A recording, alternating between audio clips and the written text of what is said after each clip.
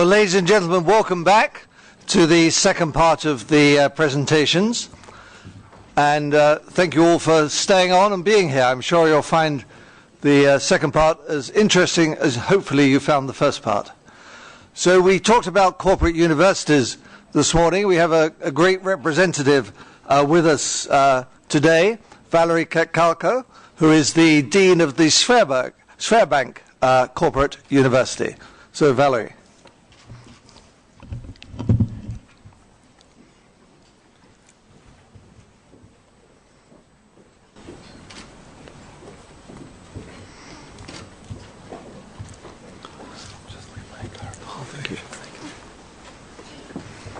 Sir Paul, thank you very much. Good afternoon, everyone. Yes, we had the first part of our panel today, mostly academic, if I may say, in the community of business educators. But my presentation would be probably starting from a very different angle. The title may look somehow provocative, but I am putting a question mark because I'm going to speak about a potential dilemma which probably has a certain chance to develop in a major gap, but otherwise move towards a co-evolution of these two major providers of management education today. Let me start with sharing something which probably everyone in this room already know very well, but I will supply my personal comments to these facts. Well, first of all, we all know that we are in the time of major disruptions for management education worldwide. It's not about Russia, it's not about China, it's not about France or certain schools in the United States. We know that digitalization, globalization, new demographics of learning, all are revolutionizing today business education. Probably very few in this room do not know a very famous quote from Rich Lyons, the Dean of Haas School of Business, which was commented and quoted 100 times during the last year, which he mentioned in his interview to Financial Times almost a year ago, that according to his assessments and predictions, half of the world's 10,000 business schools, Mike mentioned up to 20,000, but probably this really doesn't matter at this level of aggregation. But according to Rich, about half of these 10,000 schools will go out of business in the next 10 years. Essentially, the reasons are all about the challenges mentioned in the first bullet of this slide. However, let me say that this is probably the most important, at least for me, fact or prediction again, that drive my comments in this presentation. I'm not sure we should discuss business schools as such. The new challenges really bring new competition, bring new opportunities for business schools, and we clearly see today that probably 5,000, and we see, by the way, a lot of examples already, probably 5,000 out of these 10,000 mentioned by Dean Lyons will probably disappear. But we see today that top 100 to top 200 schools globally are doing quite well. Sir Paul mentioned today the number of GMAT tests taken, and we don't see a major downflow in the GMAT tests. And we see growing rates of competition at the top business schools in the United States, in Canada, in Europe. By the way, if we look at the Russian situation, in the recent crisis in 2008-2009, even today, the very top business schools are doing very well. But those schools who are not able to cope with these new challenges, who are not running fast, who are not changing themselves in the mood that was mentioned by a number of speakers in the morning session, they probably are facing very, very dramatic times ahead. Second, we see that a number of schools, of course, merge, and we know very good cases to illustrate this from France, from Great Britain. Another important trend to put together with this dramatic observation by Lyons, we see how strong are many newborn schools, even in this particular environment. We see very quick raising in global rankings of new schools, relatively new schools at Cambridge and Oxford. We see the major success of Indian Business School. We know that 20 years ago, MBA didn't exist in China. And today we have a handful of Chinese business schools, putting aside CEEPs, pure Chinese business schools, who are in the top of global rankings.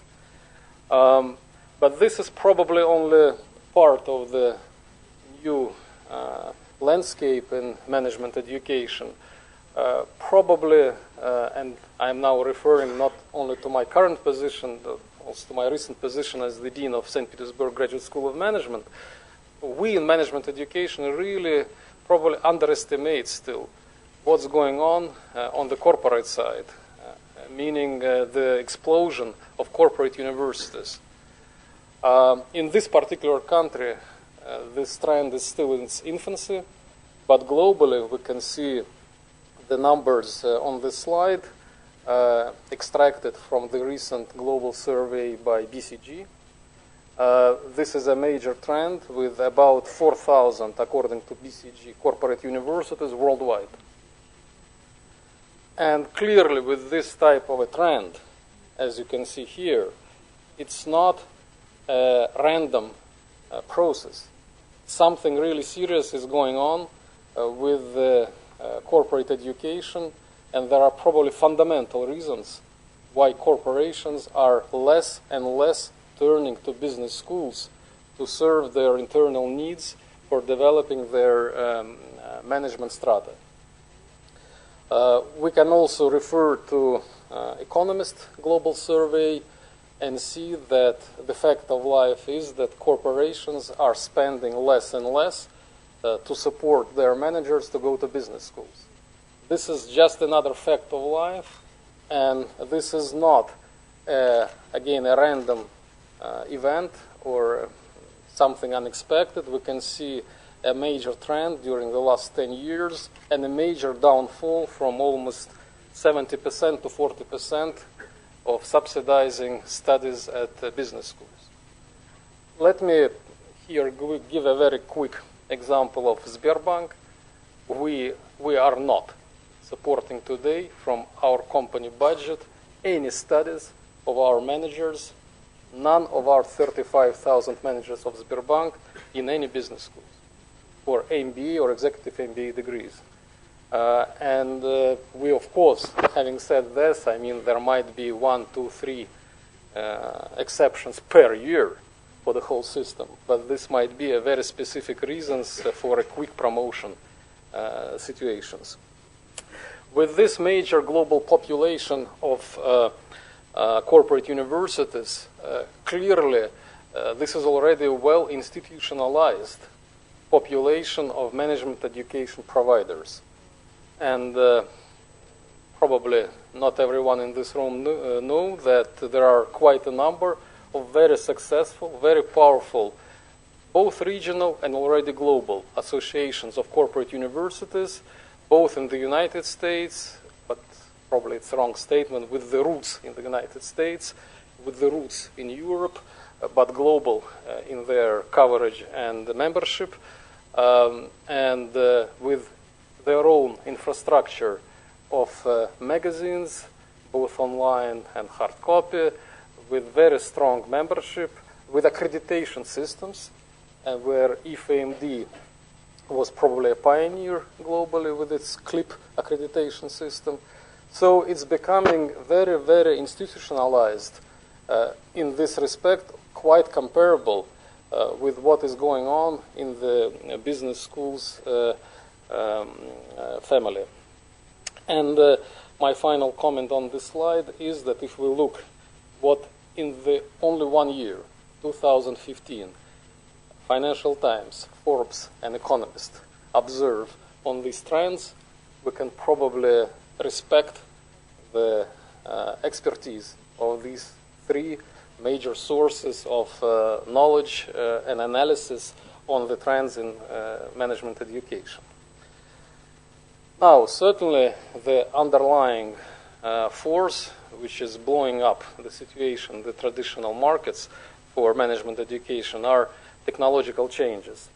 And I'm using this slide mostly for one purpose, to make a statement that there is not an occasional change, there is not a once-a-time development in technological support for the new style of learning environment, for the new methods and the new tools of management education. This is a completely different technological landscape. And let me also point to the very bottom of the slide. This is a small piece of research done not by a business school, but by a Deloitte University, which is also a very good sign that corporate universities today are not at all training centers as they used to be recognized even 10 years ago. They are quickly becoming also think tanks, intellectual centers, also directly competing with business schools in this particular dimension. In fact, this slide is continuing what I have said on the previous one. Traditional business model of business schools has no chance to survive. And in this particular environment, as represented by this slide, it's probably becoming more and more clear where corporations are going to put their funds to support management development. This is what's represented on this slide. This is not the future. This is the realities of today. And this is the demand which companies have today for training and developing their managers and their executives. And if a business school is not there, is not in this technological landscape, then probably it's not the right provider for the needs of developing managers who can compete in the markets of today. And in fact, I don't have many slides, and this is my last one, but I would like to make a few comments using these notes which are presented on this slide. Well, first of all, I'm also putting a question mark in the title of this slide, because I strongly believe that, of course, both business schools and corporate universities have their voice to say and have their room in the industry of management education. However, and I will elaborate further on this slide, it's on the side of business schools to change themselves dramatically and at the same speed and the same directions as do corporate universities at competitive corporations in the current global environment. Of course, I will start here saying that business schools and corporate universities certainly have complementary offerings. Corporate universities will never probably go into bachelor, pre-experience and post-experience master, into doctoral training, and certainly business schools have or may develop as their strategic choice their executive MBA programs and their open and customized executive education offerings. Now, corporate universities have their own domain, which is highly customized programs for developing their managers and executives. Of course, having said highly customized, it immediately brings us to very specific approaches to in-house machines for building skills for our managers and executives. One of the very innovative parts of corporate education today is the concept of leaders teaching leaders, or leaders as teachers. And at my corporate university in 2015, we made a major step in this direction. We have now annually 200 plus managers of Sberbank who are contributing to learning process at our corporate university in various forms. Not only teaching, but also running project work and also co-designing programs and other educational products that we have in our portfolio. But this has another important side. It's not only important to develop leaders in the classroom, the new generations. It's a very important tool for developing leaders who are teaching other leaders. And a very modern and a famous concept today for developing leaders is making them teaching others. In fact, if we look at HR policies and practices in top global companies, which we at Sberbank are now also developing, it's to assess at the end of the year, to assess performance of top managers, not only on their business KPIs, but also on their abilities to develop other leaders, which would be gradually reflected in their annual bonuses as well. And of course, this is critical to bridging theory and practice in corporate universities. It's critical to bridge strategy and execution of strategy. It's critical for building strong corporate culture. And if we consider these three tasks as very important, truly critical for high quality corporate education, then the question is, can university professors or business school professors or can business schools as such provide equal quality of services to a major corporation? Theoretically, conceptually, maybe yes, but I think the whole discussion about corporate universities versus business schools is really about the values, the value which can business school bring to this type of customers. Of course, we know that there is another very important area where business schools and corporate universities are complementary to each other. It's a globally growing market for education in public administration, where more and more clients are coming not to the schools of government, but coming to corporate universities and to business schools. And of course, there is a very fundamental reason for this. It's the new understanding of what is public administration or public management. It's the whole new concept of new public management based on the concepts first generated in the business sector. First of all, performance management and so on. But now, corporate universities at internationally competitive companies have evolved from training centers towards something which is not very well known at business schools, in many business schools today. Very often, corporate universities are understood as potential competitors according to a very wrong, very outdated profile of corporate universities. When we speak about corporate universities at leading international companies and top Russian companies today as well, more and more, these are not the training centers inside the company. We, of course, can say that these are in-house business schools, but they are really not business schools as such. But first of all, they are playing the role of the instruments to implement strategy of the company or drivers of strategic change. Of course, they are in-house producers of very customized knowledge, and I will give a couple examples of what we are doing at Sberbank University.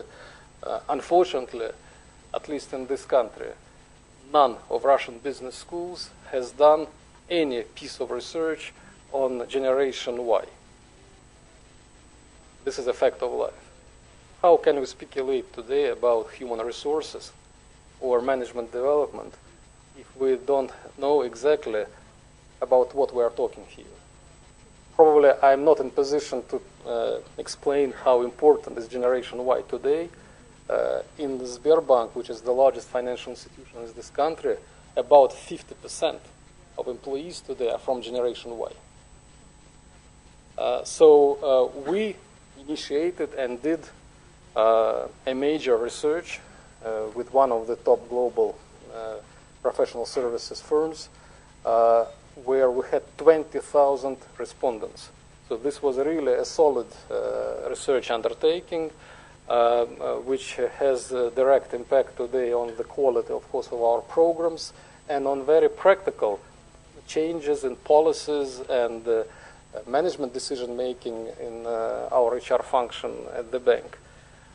Equally important for us today is to understand what's going on in new business analytics, like big data and so on, what's going on with the new technological platforms, and what is the attitude and readiness of our managers to really change completely their mentality.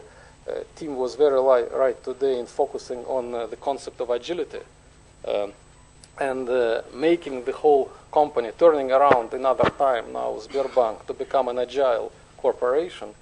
It's really important to understand it and do very deep research. Where are our managers today? Benchmarked against new technological platforms, agility, and so on. The corporate university is about and has its internal mandate in the company to do this type of research, large scale, which would be probably on the agenda of a typical research center at a major business school. Of course, becoming a hub of innovation, experimentation, center for building creative ideas, it's something which is also expected today from a corporate university.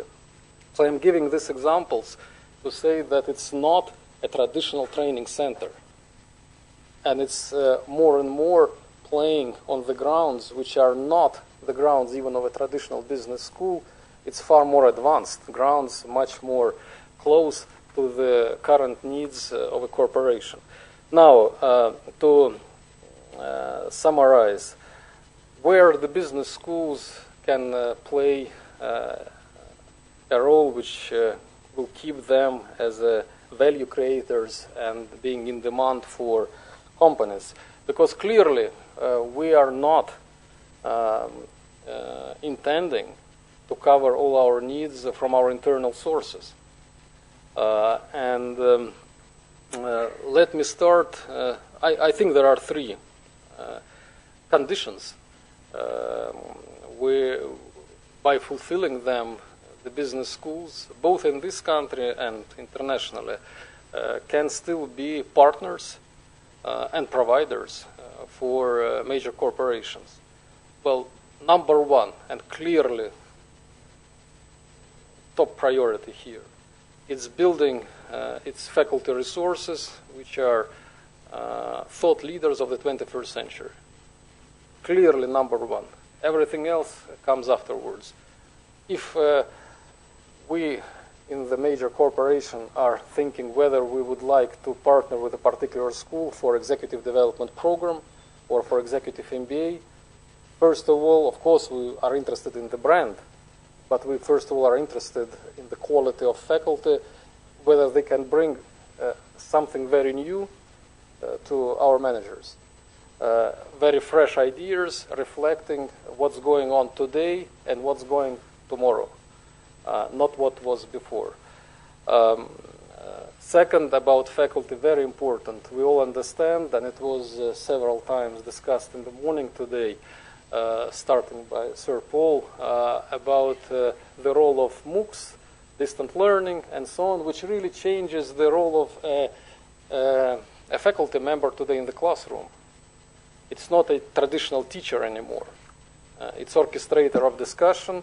It's a completely different approach for creating materials for studies of a particular course, and so on and so forth.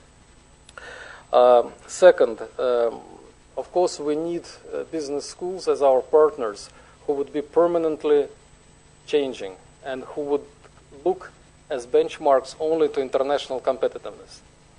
In fact, if we come back to Russia, most, with very, very few exceptions, Russian business schools are not looking to be internationally competitive, have major problems with changing themselves to become very agile organizations themselves. And if we look at top Russian companies, nearly all of them search globally for providers, but not inside Russia, for their MBA, executive MBA, EDP, and MDP programs. We at our place have programs today with 5 top business schools, 5 from the top 10 from the FT ranking. And it's Stanford, LBS, INSEAD, ESADE, and Center for Creative Leadership. And we have very good partnerships with them. We are working hard with business schools, but only with these schools who can really bring some very clear and critical value to us today to become even more competitive globally. Everything else we can do on our own. Of course, we can do on our own everything what we need today in finance, in risk management, because we have very strong functions inside, and we've started to publish our own textbooks for these courses. We are not using textbooks written outside. We use our own textbooks already. Of course, by textbook, I mean not only the hard copy, but also a lot of online materials. And finally, what we really expect from business schools is the set of dynamic capabilities at these schools to continuously innovate. Innovate in content and program portfolio. We are interested to hire more and more people and develop our people already on board who are competitive in the knowledge economy. So business schools are supposed to be the providers of this type of people. Both, by the way, in the bachelor, master, and so on programs, including their potential exec ed offerings. Delivery methods, very critical. We are not interested in a business school which is not coming to us with a highly advanced set of mixed or otherwise combined methods, what we call blended education today, including the concept of flipped classroom, which we are using very much today already. Of course, MOOCs. We developed our own SPOCs today already, which is small private open courses. And this is the reality today. This is the world we are living in. We are not interested in business schools which are not yet there. And finally, of course, the learning environment, which of course everyone in the room knows already as collaborative, adaptive, mobile, and so on. This is the, I would say, atmosphere, the spirit in which management education today is needed for us to be competitive in the economy, which is becoming more and more agile, dynamic, and technologically disruptive. Thank you very much.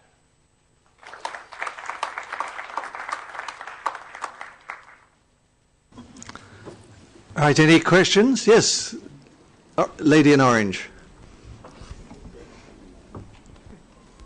Полина Коробкова, My name is Polina Karabkova, a mobile solution for business, Nordic Energy. I will ask translator to translate my question. I'm Polina from Nordic GMC. In the Google company, the educational budget is minimized thanks to creating a system when employees are teaching one another, then they're writing their own books, like Laszlo Bogut, the HR head in Google, is writing. Do you think this kind of system could be mass reproduced here in Russia among Russian companies? And would not it be a threat in the future for corporate universities and business schools? Thank you. Well, thank you very much for your question. Well, first of all, the answer is yes. There is huge potential, huge opportunity for this. What I mentioned in the last words of my presentation about collaborative, mobile, adaptive, it's all about what you just said. However, this process of self-learning or self-education should be orchestrated for the needs of a particular company, should be customized to the needs of a particular company. So this already explains why it should be not non-organized, if I can say this. Second, we have at least a number of years ahead of us to close a major gap which we have today in the level of education of our managers who are coming from the Russian university system. In fact, we have today a number of programs which probably none of a major corporate university in the United States or in Western Europe would even imagine. We have major programs. I would give an example of one of our flagship programs named Sberbank 500. So we bring from 400 to 500 our middle managers every year to this program, which is one of our internal quasi-MBA programs, really to upgrade them to the level of international concepts, international knowledge, skills, and so on. Because we don't have this opportunity to get the people with the right skills and knowledge from the Russian university and business education system. So this and third, maybe, we are still followers in the many respects. Take Sberbank as a major financial institution in this country. We only a year and a half ago introduced risk culture as something very critical for our everyday operations and management decisions. It's publicly known, it was published, that when Mr. Gref and his team came to Sberbank in 2007, in November 2007, in the institution named a bank, there were only 27 people in the risk function.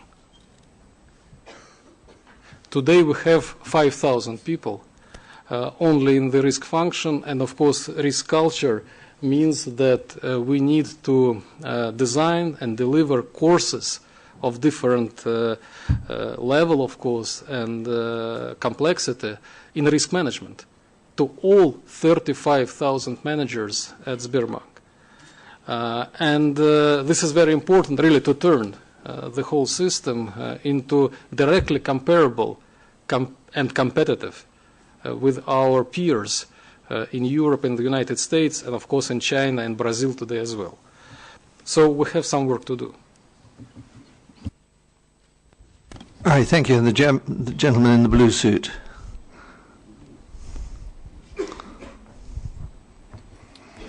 Компания «Газпром Транс». Gazprom Trans Company. My name is Andrei Vashenko.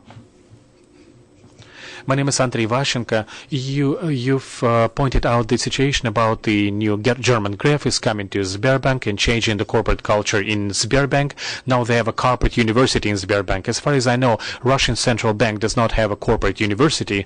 But what Sberbank is offering, this quality and the level of education and training, we need to have it in a state bank. So what is your forecast? Your forecast that business schools will be dying, I guess it's right. We need to have it so that in our major corporations we would have a management like in Sberbank, a management that would be able to make a demand, to build this kind of demand. So just to what extent your forecast about the business schools being washed out in terms of not being consumed, not being demanded by major corporations? Because thinking about the publicly owned management, very few Russian companies have it. What do you think? There is no force that is kicking out business schools. My reading of the situation is that business schools are kicking out themselves because they are not, at least some of them, are not able to cope with the new challenges. Now, let me say that from what I know, there are a lot of very positive changes in corporate education at the Central Bank of Russia. And probably in some close time we will see a major development there. There is a new leader of HR function who came from business and is one of the top HR professionals in this country. I know very well that there is a very strong appetite for very modern, very advanced knowledge at the central bank. The relatively new leader of this organization, Mrs. Nabiulina, is doing a lot to make our banking system much more healthy as it was before.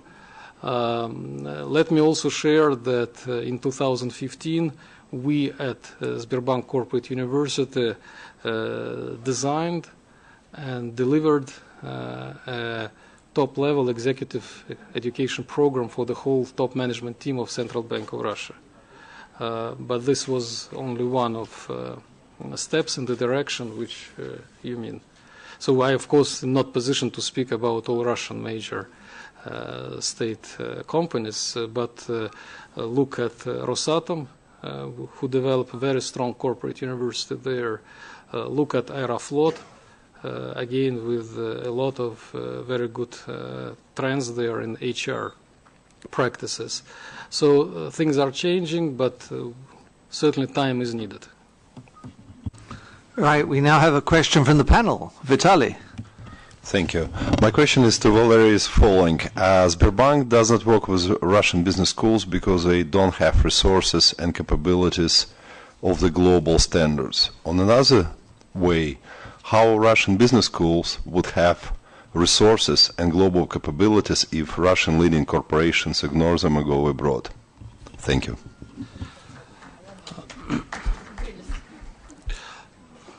Well, I think it's one of the most simple questions that could be asked in this discussion. Well, first of all, I think business schools, Russian business schools, as any country in the world, should understand corporations as their clients. This mentality is not there.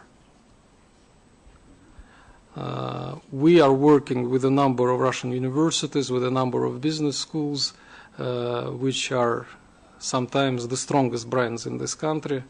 This is a major mental problem. At Russian universities, they are still very closed systems. They are not open systems. And when you are asking this question, very much resource-based question, I can only answer that this is a two-way street. And we are open for a dialogue, but we need to have some value that our partners will bring to the table. And very often, if I be very direct, I would say mostly 100% of dialogues are starting with the question from our partners from universities and business schools, what do you want? We are asking the opposite question, what you can offer? And if a business school doesn't have its own developed expertise in a particular area, should we then subsidize this development or what?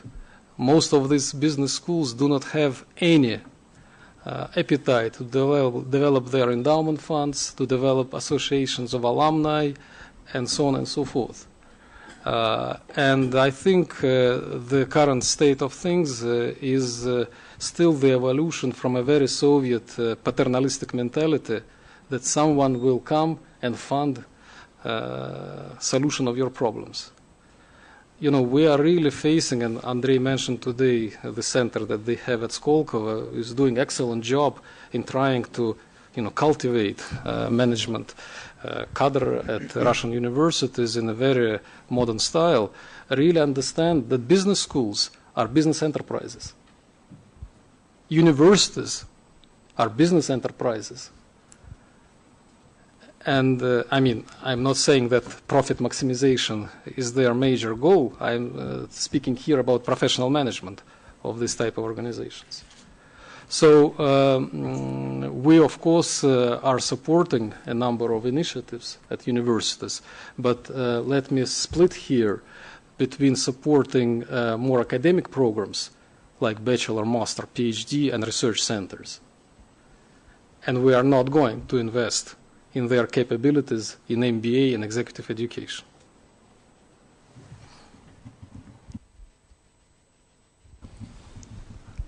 All right, one more question. Yes, please.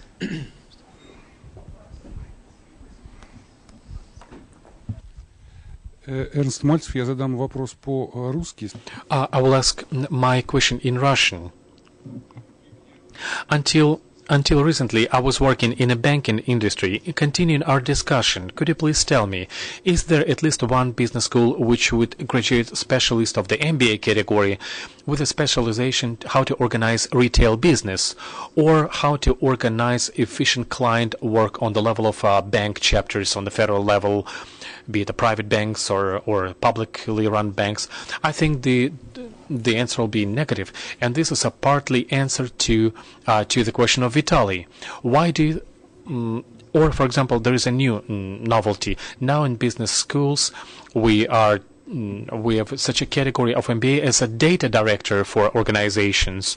And what can Russian business schools offer in this regard today? Thank you. Well, they can offer exactly what you said. We are in desperate need for a Russian provider of high quality, by high quality I mean really international standards, programs in business analytics. By business analytics I mean big data and this type of solutions and instruments. There is none today. Well, I may say without any names, we are in dialogue with at least one school which we consider have potential for this. But this should be not a declared potential, but we look at the list of faculty, their publications, and of course the management system at a particular institution. But this is a good example, and I can only directly echo to what you said. Business analytics, very good example. All right, thank you all. Thank you for wakening up after the break. We should have had the break first. We now move on to Andrew Main Wilson, the Chief Executive of AMBA International. Andrew.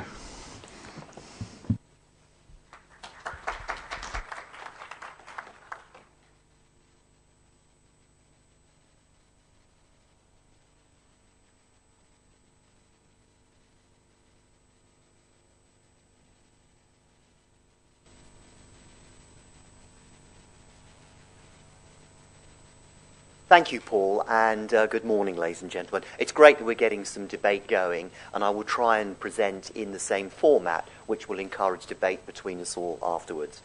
I've been asked to speak for between 10 and 12 minutes, and I'm going to try and cover as many of the questions that were asked, namely, what are the key challenges facing business schools today? What's happening, and I'll focus largely on the MBA market because of my AMBA background, what's happening in the MBA market in Russia, and what's happening to the MBA market over the last few years worldwide. The whole debate, which we'll carry on, of the advantages and disadvantages of corporate universities versus business schools. New learning, is the whole online revolution, is that the way forward? And will it substitute, as was specifically asked in the papers, will that prove, that diverse way of learning, prove to be a substitute for a formal MBA program? And then finally, what do employers want? Perhaps the most important question of all, because that, as the ultimate customer, should be what is driving progress. Just very quickly, AMBA first, for those of you who don't perhaps know completely who we are. We are an organisation for all things MBA. We have 14,000 individual MBA and graduates as individual members. We accredit 236 schools in over 50 countries. We have relationships with 35 multinational employers, and we have a key group of 20 sponsors. And AMBA's motto, Be in Brilliant Company, is all about bringing together those four key constituencies of the business world, of the management education world. We're the first organisation to actually advertise the importance of accreditation. It's always amazed me that you see rankings advertised everywhere because the rankings are run by media groups, but the powerful accreditation bodies, just like AACSB and EFMD and AMBA, haven't advertised on behalf of the top schools the advantages of accreditation. And we're running this ad in 10 different languages, largely through our schools and your own communication channels around the world. The first thing I'm going to touch is what are the major challenges facing a business school. And I met with and interviewed 50 deans and MBA directors in 18 different countries over the last 18 months and asked them for the biggest issues they're facing over the next 5 years. And 3 issues came out on top as by far the most common concerns. The first one is recruiting more MBA students, because the MBA market worldwide at the moment is static, and that's perhaps not surprising given the state of at least half the world's global economies at the moment. But every school, for their flagship, their premium brand program, their MBA program, by and large, all but the very, very top schools who have more demand they can handle are looking to recruit more students. Secondly is the urgent desire to understand and find the right solution to the future impact of digital learning. And this whole question is, should it be the schools or should it be the corporates who are innovating the future of building great leaders? It is very interesting to see how even the smarter schools amongst our group are still frankly struggling with the uncertainty of what is the optimum digital learning solution. And I think one of the issues and one of the reasons why it is external disruptors from outside the business school world that are setting many of the revolutionary ideas here is because, just like my days in the travel business when I was marketing and commercial director of Thomas Cook, we thought to maximize the internet in travel, we just hired some guys from Silicon Valley in the States who were internet geeks. After all, we were a famous travel brand. But the problem we had, rather like business schools, is we were just as concerned with protecting our real estate, our travel agency shops or a business school campus. We were as concerned about trying to protect that as we were about wanting to embrace a digital age. The new market entrants, they don't have any real estate to worry about or protect. They're fine building 100% internet travel companies and internet digital learning sites. And then thirdly, this whole issue of globalization. Just how does a business school today make itself globally relevant to students, to businesses, attract globally experienced faculty, cohorts of global students so other students can learn from other international delegates? And I thought this morning Andrea made a very good point about the need now to transform Soviet assets such that Russian companies can sell to overseas markets. When I was here last year and spoke to some of the deans, the view of Russian corporates was that you had great MBA students, but they were missing 2 skills in the current market. Firstly, they didn't know how to grow a business in a market where a currency has halved in value against the dollar, the euro, and the pound. And secondly, they didn't know how to transact in a market where there are trade embargoes with many other countries, short term at least, around the world. Now the question you ask is, should a business school be expected to teach how to trade successfully when a currency is halved, or whether there are trade embargoes, or is that something you can only learn on the job? The one thing you can say about a corporate university inside a company is if those were problems facing someone like Sberbank, you would be teaching that inside, because those were practical problems you had. But in terms of globalization, if you build a network of other schools around the world, our Brazilian schools and some Turkish schools do teach their students about how to try and trade and succeed in markets of huge currency fluctuation, because those are common conditions in countries such as Brazil and Turkey. So, how desirable are business school MBAs these days? This is the market data that shows that there is still a very high percentage of global leaders, particularly the major European and American companies, who are MBAs. Now, of course, inevitably, these people are around 50, so this is a pattern that looks back perhaps 20 years rather than looks forward. But nevertheless, if you're an aspiring 25-year-old in an organization that these companies represent, you see a lot of your top leaders, both men and women, have got an MBA. So the currency still is the most desirable and most recognized global business qualification. And there is still a stereotype of what I call the MBA dream ticket These figures from last year in the States of the USA top 25 schools, a very high percentage of MBAs are going into management consultancy in Europe and the States, and the remuneration package at the top end, which is driving, perhaps partly through greed, as you were talking about earlier, this is what's driving rankings, this ticket of $140,000 US salary plus a $25,000 signing on fee, which helps pay for half to two-thirds of the cost of the MBA you've done. So this monetary dream is driving, rightly or wrongly, a lot of MBAs. Certainly at Amber now, we're saying, do not go and do an MBA for the monetary value. Do it to become a better person and a better leader. And if you become a great leader, monetary success and promotion will almost certainly follow, but that should be a secondary goal, not a primary goal. So, looking at the MBA market in Russia, well, perhaps not surprisingly, given some of the economic problems around the world at the moment and some of the challenges here with the oil and gas price and the currency situation, the number of applications and offers given and actual student enrollments is down significantly over the last 3 years.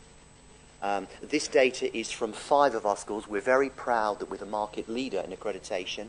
In Russia, we accredit 11 schools, and this is data from 5 of them, the same 5 in 2011, 2014.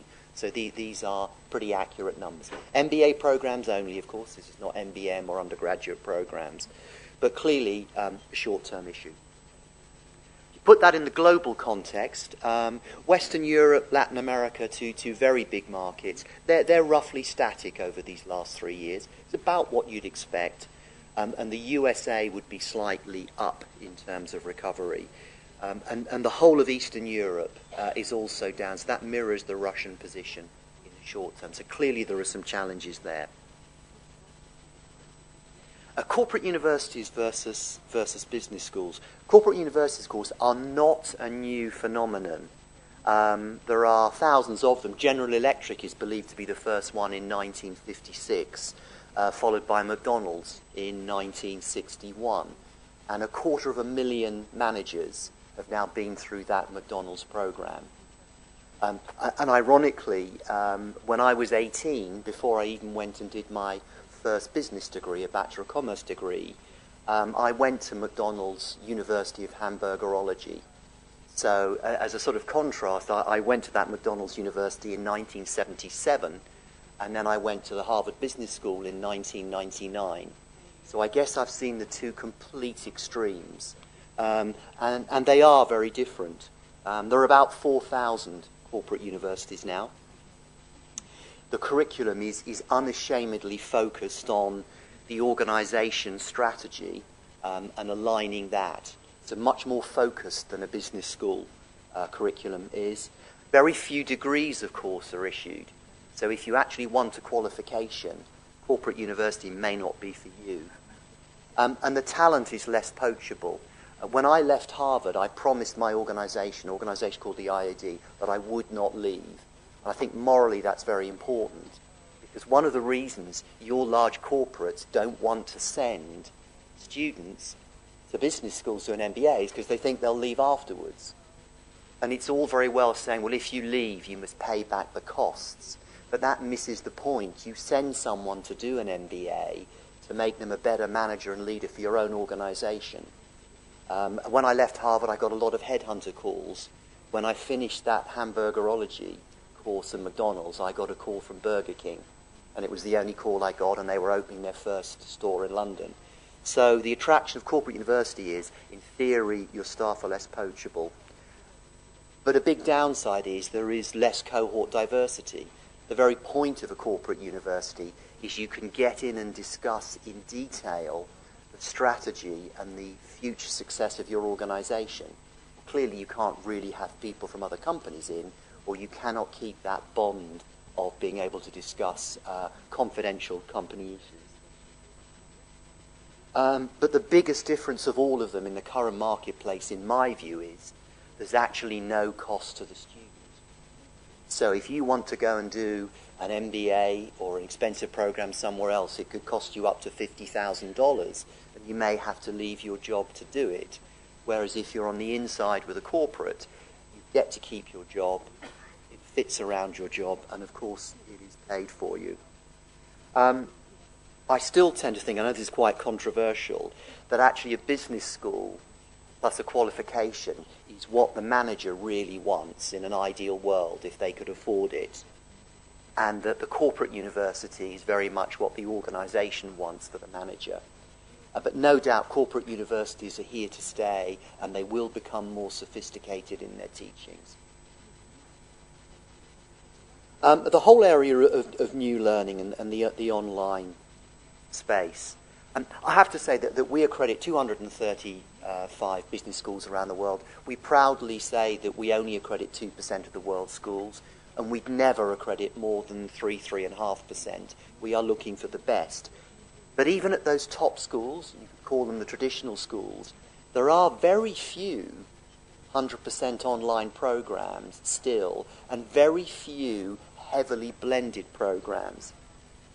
And this is the data from 162 schools last year in terms of the mix of the programs they're teaching.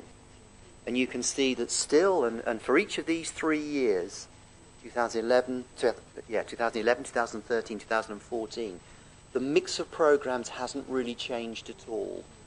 And that pure online, pure distance learning programs are tiny, and heavily blended programs still very small. Now, one could say that schools, therefore, are being slow to adopt. And we're now starting to see, and Amber will shortly accredit the first 100% online program. But the take-up is small, and to Paul's figures this morning, huge number of people going on to MOOCs, often as few as 1 in 20 actually completing those programs.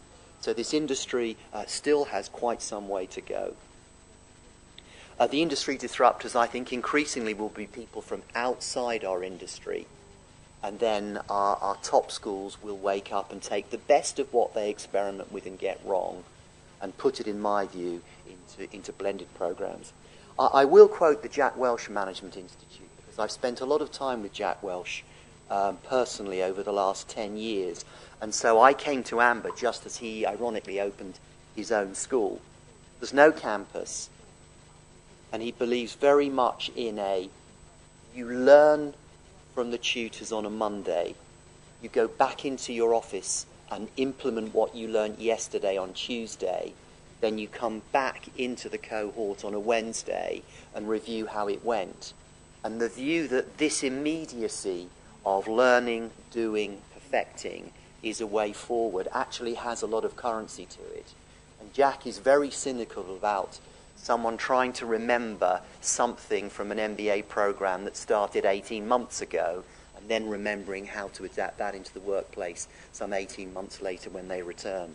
But the key question is how business schools, through clever blended learning, particularly on part-time programs, which is the majority of MBA programs now, can replicate that. Part of the barrier to change, Jack believes, is this tenure. And it's almost unique in the world of education, where you've almost got a job for life. Personally, myself, I've never seen anything like it. It's the most wonderful concept if you're looking for job security. But Jack said he interviewed 4 deans for the job as dean of the Jack Welch Management Institute. And the first question from 3 of them is, how long is my tenure? Not where's the school going, how long will my tenure be? And Jack said, Andrew, he said, do you know what I told them? I said, 1 hour. That's your tenure. Now ask me some questions that really matter. So clearly Jack, through his history, is a disruptor, but I think it's quite an interesting take on someone doing it in a new way from a conventional CEO who set it up.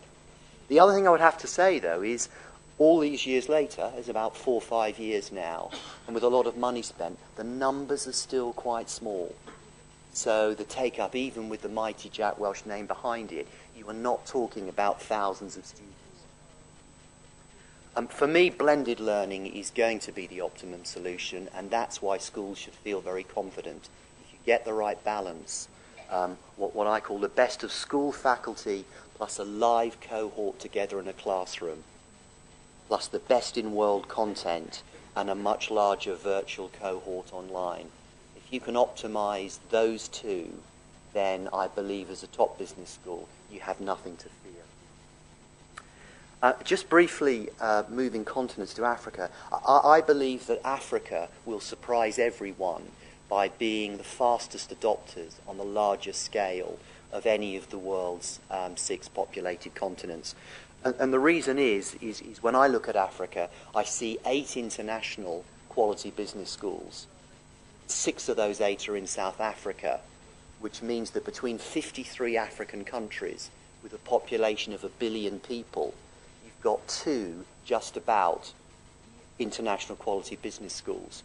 So that if you look in terms of cost, geographical remoteness, and the sheer number of people that Africa need to educate to catch up with the rest of the world's other continents, then high volume, low cost online learning is economically, politically and morally the best way, and indeed the only way, to enable Africa to compete on a global scale. And I think Africa will, through necessity as well as ingenuity, surprise us all in this field. Finally, what do the employers want in terms of innovation going forward? What are employers saying to us are the skills that perhaps aren't quite coming through business schools at the moment? And they come up with 6 hard skills that are missing, that are in short supply, and 4 soft skills. Practical financial budgeting, particularly from some of the more creative MBAs, they're saying is missing. The massive growth in sustainability, particularly in the energy and construction industries, leading to high demand that's not being satisfied. Public healthcare, as every country is having budgetary issues at the moment. Public healthcare, commercial talent, also in short supply. Few commercial MBAs have sufficient IT skills, and they include specifically Java, .NET and C++. Procurement and negotiation skills, not taught really. When I was at Harvard, we had 1 day on negotiation skills. The larger the deals, the more the globalization. Key accounts are crucial, those skills are missing. And finally, big data R&D skills, particularly in technology and life sciences. So those are 6 areas of specialization that employers are say they've got demand for, no supply. And then finally, the 4 soft skills, which are, of course, much more difficult to teach. In the Western world, particularly Australia, USA, and the UK, hugely guilty of poor language skills. Arabic and Mandarin are being asked for as a really, really desirable bonus top of an MBA. Self-organization and discipline. A lot of MBAs aren't terribly well organized. If you can't organize yourself, you're unlikely to be able to organize a company. Communication skills, particularly the art of persuasion, teaching people the charm and the art of persuasion. Too many MBAs are coming out and telling people what to do when they get into a job, after all, because they're an intelligent MBA. They need to listen and persuade more. And then the ability to manage cross-cultural teams. So if you can start to include the ability to teach those in some of your programs, that will help going forward. I've no idea whether I kept to my 10 to 12 minutes, but I'm not going to talk anymore. I'm happy to take any questions. Thank you very much. All right, Andrew, many thanks for that. Very good. And any questions? No, they've gone back to sleep, right? Apart from that, it was a great presentation. Hold on. Where's the question? Yes, sir. Thank you. First of all, thank you for your presentation. It was very informative. My name is Konstantin Baitsov. I'm a student of the RANEP University, the master program. So I would like to ask you a question. According to the data that you provide about the Russian economy, especially about the MBA statistics, it is declining, and we suggest that the predictions are not the best, and according to the economic situation, this process can continue to decline. So why my question is what kind of recommendations you can give to our MBA, our business schools about the MBA programs, that they can attract again people to use these services. And so what kind of pieces of advice you can give them? Thank you. Thank you very much for your question. Just to explain one thing, Paul showed some fairly bullish statistics from GMAT in terms of Russian students, but that was because that was about 2,000 students who were choosing, rightly or wrongly, to go overseas and do their MBA, in particular going to the States. And I guess at the very top end of Russian society, where the financial impact is not that great, that will continue. So I think the first thing is we proudly accredit 11 schools here in Russia to point out you do have very good quality schools. So the first thing to try and do is to encourage your students to stay and do an MBA at home in the Russian market. Because whereas in the UK, 93% of last year's full-time MBAs at our 41 UK schools were not UK nationals. So there's a huge import, particularly from India and China, wanting to do an MBA in the UK. Of course, in Russia, because of the language issue, it's quite difficult for you to get students coming in big numbers from Asia and other areas. So I think you quite rightly are the best schools in the whole CIS area.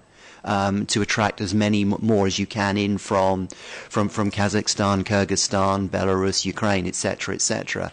But I think you do, perhaps as a group of schools, and we'd certainly support you with press releases, champion the value of doing an MBA.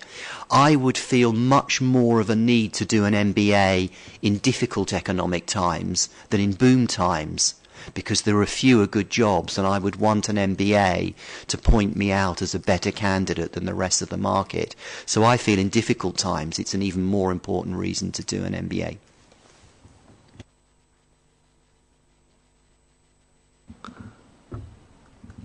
Right, well, thank you. We now move on to the real customers, I think Andrew called them, which is the business community. We have three excellent examples of the business community with us, and firstly Vitaly Podolsky, who's the co-founder of Board Solutions and a member of the board of directors of the Cherkesovo Group. So Vitaly.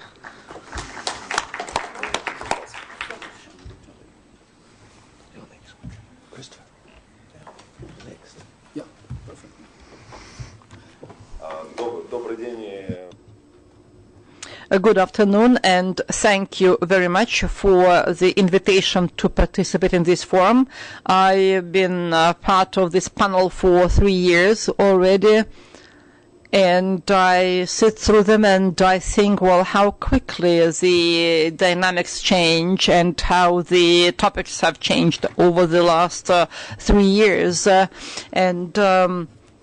I am part of this business community. Maybe at the same time I feel like becoming a critic to provide some criticism to the Russian business education. I am a graduate of the Chicago Business School, but I would like to share with you my view to this provocative question whether the business schools are still catalysts and initiators of innovations. I want to start defending this sector. My question is, well, who else would be catalysts and initiators of innovations? I think business schools are an integral part of the development of any state that claims an independent role in the world economy. And as the statistics have showed that there are just a few schools in the entire African continent, well, if there are very few business schools, you know why African economy doesn't play any independent role in the global economy. So when we want to assess the role of the business schools in Russia, we should first ask a question whether they are a very necessary component of our economy. Well, this is not an issue for debate. We all agree that they are needed. As far as the choice between a business school or a corporate university, I believe that they work with various audiences, and the corporate education that was launched in the US about 60 years ago has not substituted business schools, and I believe that business schools do not feel threatened by corporate universities there, so probably they complement each other, and of course we should probably think about the next steps on how they should, their efforts should be coordinated and how we should integrate their services. We're not talking about their competition as such, but how we should make them more complementary to each other. As far as the criticisms are concerned that we heard a lot today, of course, we can always find lots of faults with business schools, including the Russian business schools, but at the same time we need to recognize this is a very, very much needed system, a demanded system, and that it's a very alive system, and these business schools are very relevant. Well, many people are criticizing the central bank for what has happened to ruble or to the Russian economy, but we at the same time should recognize that they played an important role, and the same is true for business schools in Russia. And maybe the whole discussion originates from the last October when Mansurov, our Internet ombudsman, shared with us a very interesting thought that we should not train IT experts because they will leave from Russia anyway. There was even such a statement that maybe it is really harmful for the Russian economy to train the IT experts. As far as the business schools are concerned, that risk is less relevant because to be able to retain the top talents in this country, we should develop a high-quality education system, including the business education system. Because well, otherwise we risk to lose the best human resources in our country. Well, although we are now experiencing very tough times, we're living through the tough times, I think now the responsibility of the business schools would continue growing. And I want to say that the major challenges that were mentioned here, I made a summary for myself, and all challenges may result in both risks and opportunities for business schools. A lot has been said about the interaction between corporate universities and business schools and the businesses as such, and certainly businesses should be more proactive, and the business school should be more proactive in trying to see each other. Because today, well, when Sberbank has to get their executives trained abroad, we maybe should see in how we should provide for the intellectual input for our business schools. We should in a way infuse our business schools with more intellectual insights, and certainly the corporate universities should also get some new blood there too, because we know that corporates would need such business schools and corporate universities more and more. The second question is about the discussion of whether the online education will substitute eventually the classroom education. I remember some examples from my past that, well, at some point, well, the cinema, have killed lots of local theaters and circuses and other shows, while the leading theaters continue enjoying their popularity. And the same would be true for many universities. Well, the IT may help. Some universities may kill others, but I believe that the value of human interaction would hardly be undermined in case we're talking about the top quality universities. Well, we all want to get leaders and entrepreneurs from business schools and corporate universities. We know some world global practice examples that business schools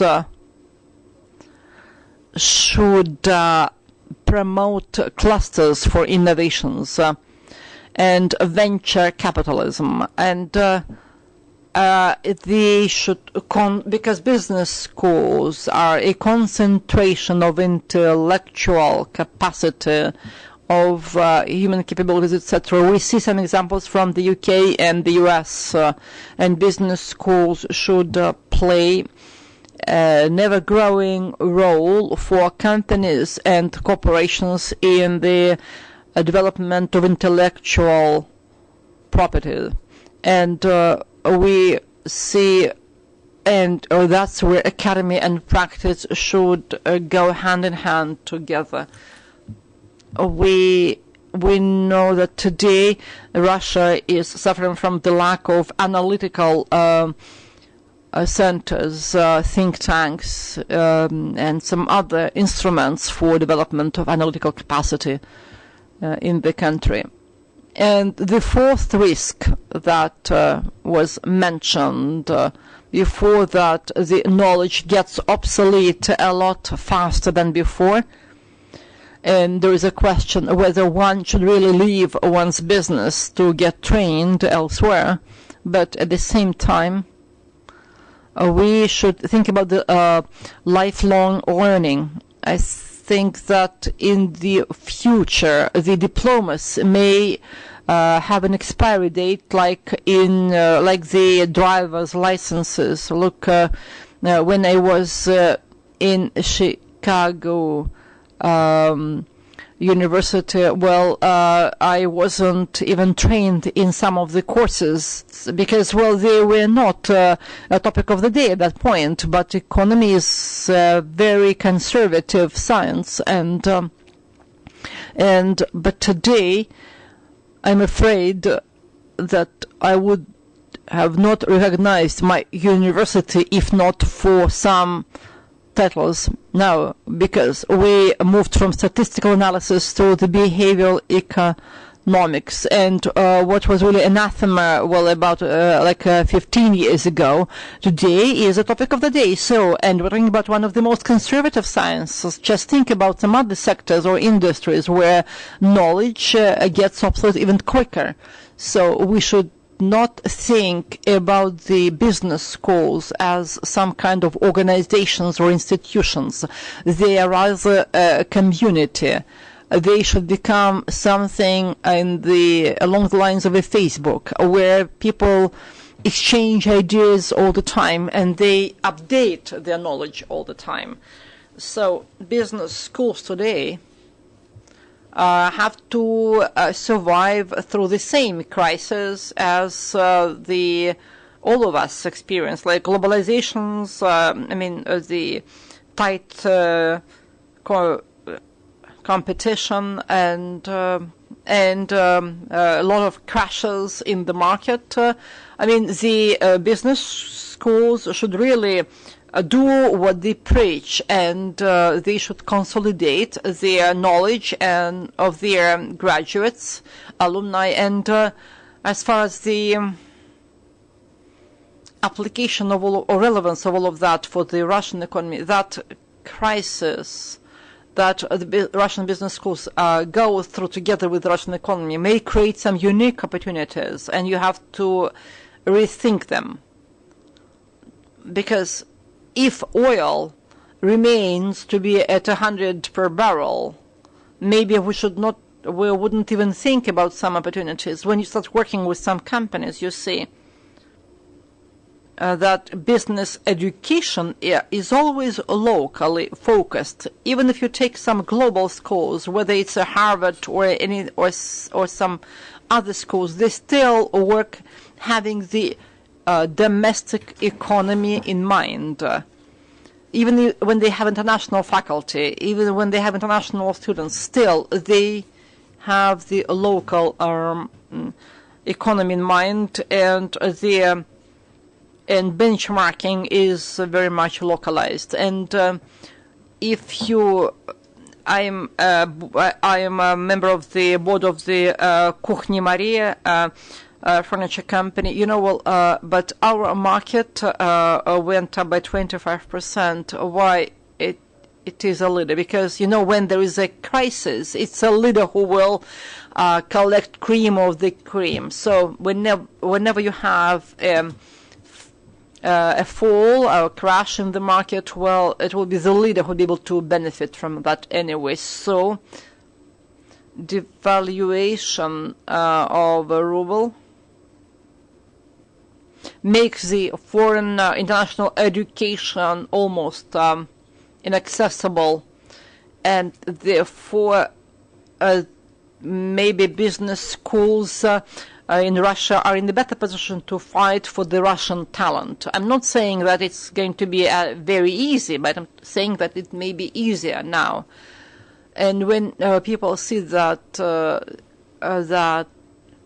and maybe today, during the crisis, when the career growth for many people is no longer attainable, for some of those younger people, it is better to go back to their schools and get MBA and to become the authors of a new progress, new rise in the country. And as for the academia part, I would like to add that we probably are to expect, and what can we expect from the leading business schools? They have to become more proactive in public debates about how to reform, rebuild this economy. In a year and a half in crisis, we have not received any strategy from the government. It's obviously they do not have any strategy. So development is the strategy, and I'm speaking about the non-government circles. We'll have to build a common understanding of how can we pull out the Russia out of this current crisis. And the position of business schools might be very strong, because the basis of the crisis is not macroeconomics but microeconomics. It's about to understanding how to build export industries and build new lines of business. It's the knowledge of this is not in central banking, not in ministries, but it's a business education field. And here we have to have a better understanding how to pull the industry out of the crisis. And I've exhausted my time. Thank you very much for your attention.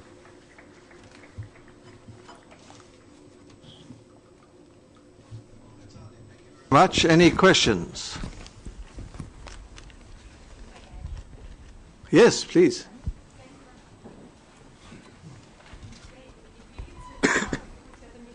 Wait for the mic.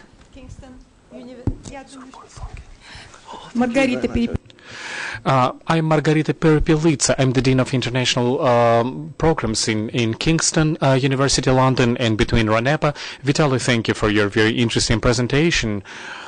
I guess my question might be more addressed to Professor Katkalo, Valery Katkalo, but he has already been addressed so many questions. My question is the following, and I would like to hear from you a very sincere and open question. For 20 years, we've been successfully working on the market of business education. We're still alive and well. We had begun with Kingston back in 90s, and so far we've been doing executive MBA for Sberbank. Svetlana Segaidaka, the vice president, she actually our graduate. And here's my question. You, as the representative of business community, where would you send your middle management, maybe even top management, in terms of sending them to a good Russian business school? Where would you send them?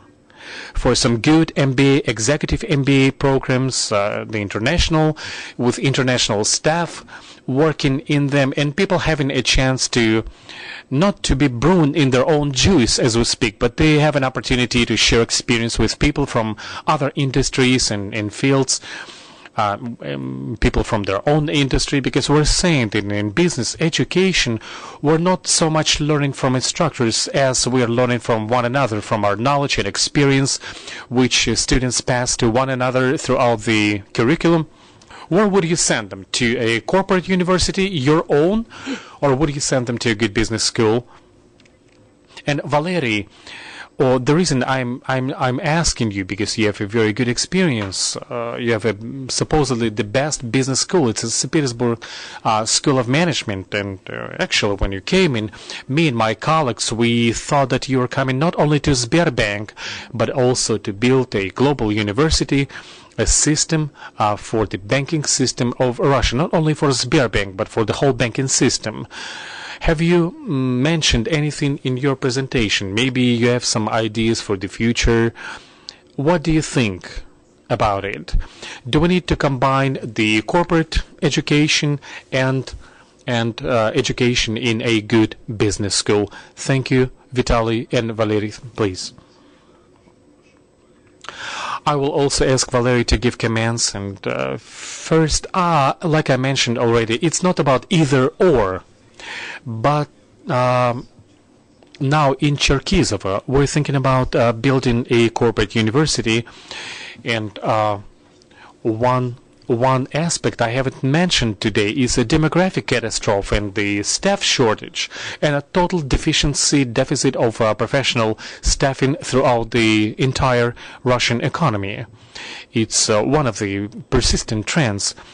But when it comes to companies, we need some focused set of qualities which we have to build today. So, from this standpoint, I'm not saying that our own university should be done inside and not with cooperation with other school. I'm speaking about the corporate university. Probably it will be the most efficient form. Plus, another important factor. The goal of these universities not only to pass on the technical data and knowledge, but also to help people to develop their corporate values, which is becoming more and more increasingly important factor in the Russian business is coming to understanding it's not only about the bonus or KPI system which would motivate you, but it's about corporate culture and corporate values. And the role of corporate university is very special because you need to pull people together and to spend time with them, a long time, because like I said already, for major and big companies to replace a corporate university, there is no replacement with the role that they're playing today. But at the same time, business schools are playing a different role, and they have a different set of skills. So the same corporations, if you speak about American practice and experience, that if they have their own universities, there was an example of GE and the Ford company that I've been working with, they're sponsoring and sending their employees to external business schools. It's not mutually excluding, if I've answered your question, Valery, please.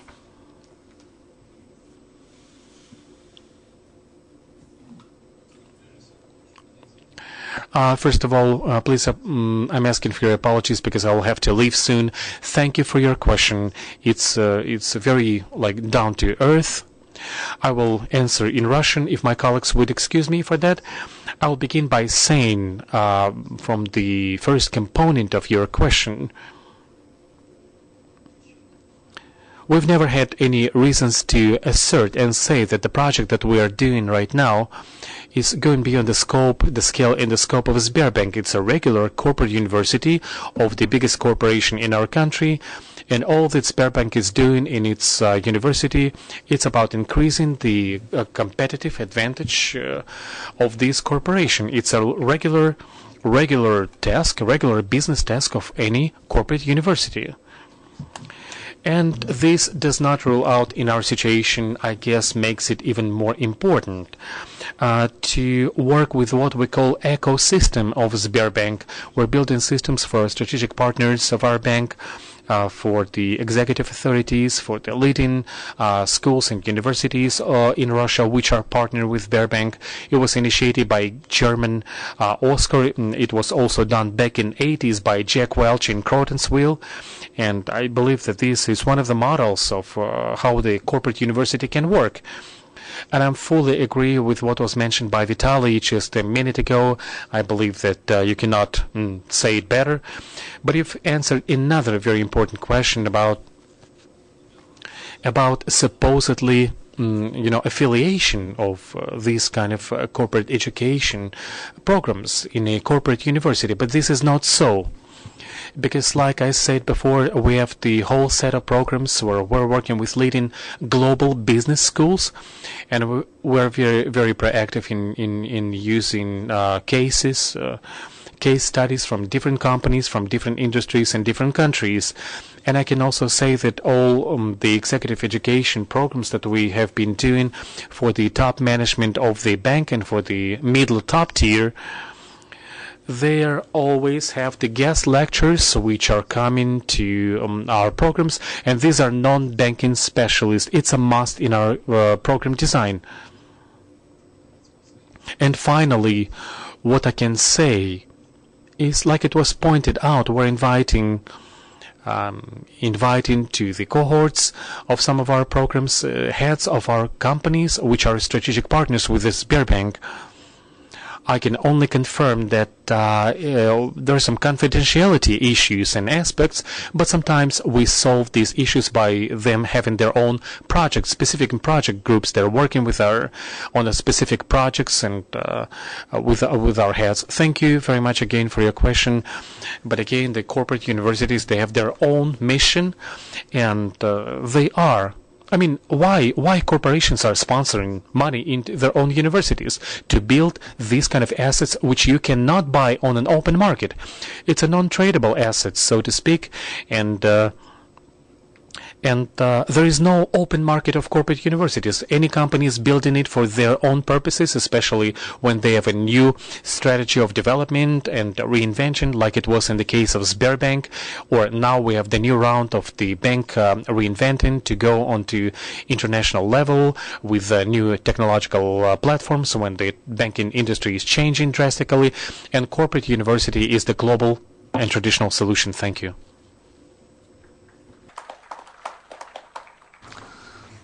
All right, well, thank you both for answering the question. We now come to Christian Schopper, who's the CEO of a company called Corporate Finance Central Europe and Russia.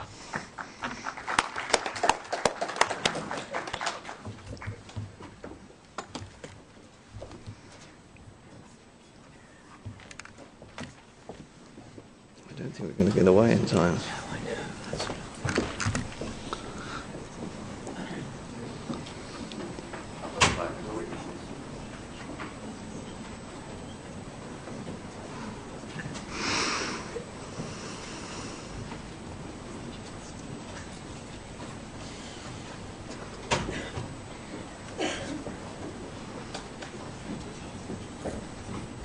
Okay, hello everyone. To start with, I'm neither a dean or professor, nor I'm just one of these stupid bankers who caused the financial crisis, among others. I worked for a long time with Morgan Stanley, Merrill Lynch. First time I worked in Russia in 1997, working on the Gazprom IPO. And since then, I'm flipping around between where I'm from, Vienna, and Moscow.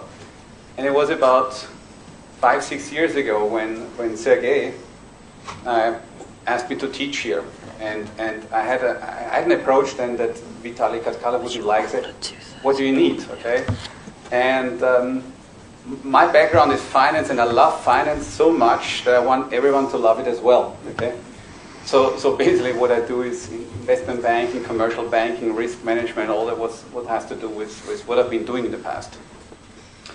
As a starting point, that's why I'm here. Second is, I also want to say that I had prepared some slides, and I was flying to Moscow 2 days ago, and on the plane I thought, no, I was not looking at the panel who was there. I thought, no, I'm going to skip this. And the reason is very simple, particularly because I'm so much here, and I must say I like Russia. We have very, very hard times at the moment, as we all know. And I was very grateful at the same time for the topic, because I think the topic is very, very relevant when we speak about innovation and change. Now, clearly times are very tough, and I say, well, couldn't have done many things already years ago, but look, we are where we are.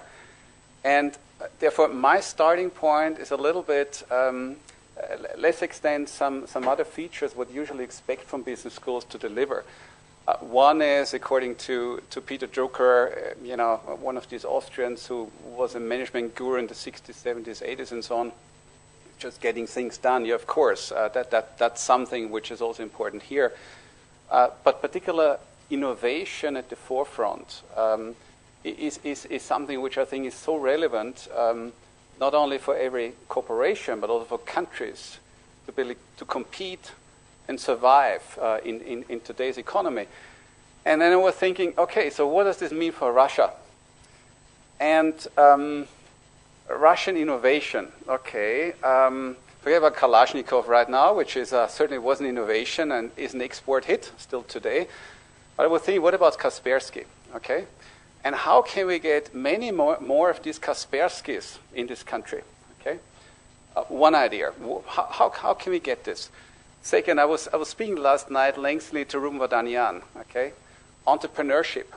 How can we get more and more individuals to become sort of Rubens? And we know Ruben is very, very committed to schooling. I mean, he's having this big foundation now in Armenia, and he was lengthily involved with Skolkovo, we know as well.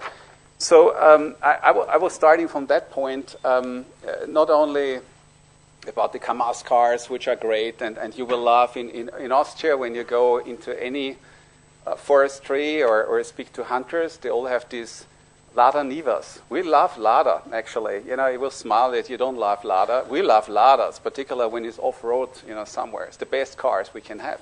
It's robust. This is what we see from Russia. And I was thinking, what else do we have? And I come back to the business school topic. What's Russia known these days? Also, and I'm coming from Vienna. I tell you, half of our ballerinas at the Vienna State Opera are from Russia. Okay, we see pianists. We see conductors, and you know what? I love ice hockey. So I love to watch in Russia whenever I can. I see CSKA or Dynamo or whatever playing. And I think what's so interesting is when you speak about more like arts and sport, that's not only something you're good at, but also something you like, you have passion for. And I was warning a little bit, when we speak about this topic of innovation, what does this mean here in regards to Russia as maybe the catalyzer, or maybe the carrot or the fire they were looking for to get a vision or a dream or something like this, and what it needs for this. So that was my starting point, was thinking about business schools, innovation. And for a second, I also want to tell you what I don't understand as innovation, So, it's not bad when you have certain Yandex products which are adapted to the Russian market. That's okay, And I think, by the way, Get Taxi was something which was way before Uber, okay? And I was always impressed what Yandex can do here. But certainly, I'd say when it's mentioned a kind of innovation, when you produce now camembert in Siberia, it's not quite what I think this whole kind of import substitution, whoever invented this, I think hasn't really followed the last 200 years of economic history and development. But this is not what I mean with this necessarily. And I also tell you what I don't mean with this, and I get pretty angry as a banker when I see what happened here is, what Deutsche Bank was recently involved in, and this kind of money laundering case we're looking into. And I'd say if you want to learn all these kind of financial tricks, this country is a great hub for it. And I've not been involved in these things, but I'm watching this clearly because I'm interested in it. It's also innovation, financial innovation. But this is not what I'm talking about. So the question is, coming back to this, to get innovation done, and to particular for this country in regards to the export markets, the question is sort of what it takes. And clearly there's one thing which is a buzzword in that regard, which is the learning society. The learning society is something which is kind of reinventing itself. Coming up with something new, if a life cycle of a product, for example, comes to its end, usually you try to reinvent yourself. And the interesting question, what I do with my students sometimes, is, as a quite interesting article in the Harvard Business Review from about 12, 13 years ago, which had this question: how old do you think companies can become? We have an idea. I mean, we know how old we become, right? But how old do companies become, actually? What do you think? The oldest companies in the world. You have an idea? 10 years? Any other suggestions? Huh? Also, că se želenie moj ruski ploho 1000, okay? About 1,000 years, okay? About 800, 900 years in Scandinavia.